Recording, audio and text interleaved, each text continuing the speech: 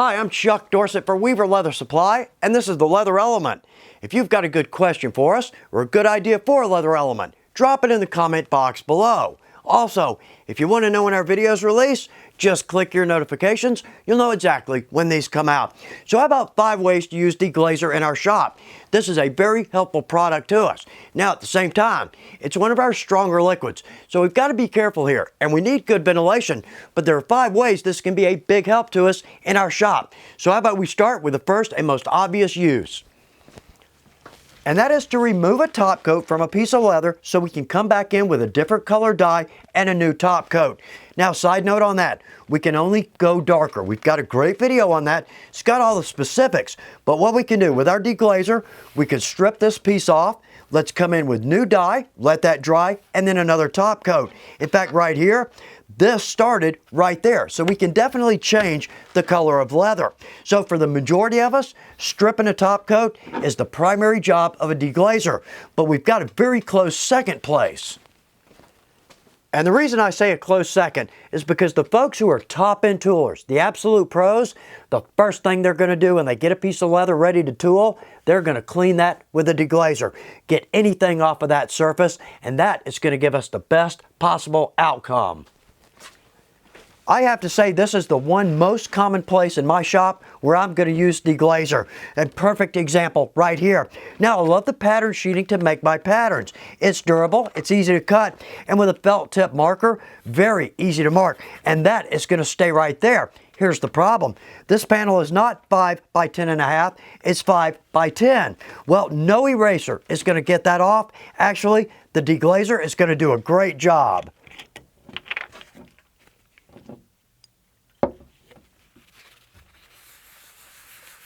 And there we are. That's all it takes. Now a little bit left there. We can knock that off, let that dry, and we're ready to go again. Now on a good side note, what's best is once we deglaze whatever we're working on, whether we're going to use a rag or a paper towel, let's take these outside, let that evaporate outside, and we won't have that odor in our shop. I have a dye bin for just about any sized project, and usually it's easy to get these clean enough with a simple paper towel after we dye our project. But at some point, some of these absolutely need a little attention, and I'm not throwing the first stone here because I'm guilty of that. Now, the big problem though, is any residue left in here from a previous dye, we run the risk of that contaminating the dye that we're using, making it darker, most likely. But also, if there's little spots along here, and by chance we hit those with our project, we're definitely going to get a streak on that. So let's use some Deglazer. Now, I want to go light. This is relatively strong. I don't want to pour this in here and let it sit, but we're just going to use a simple paper towel. Let's see how clean we can get this.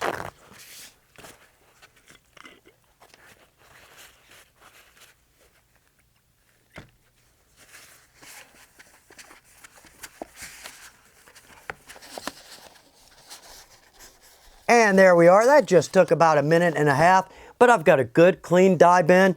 Not worried about previous dye, but also somewhere in here, there's a little bit of teal.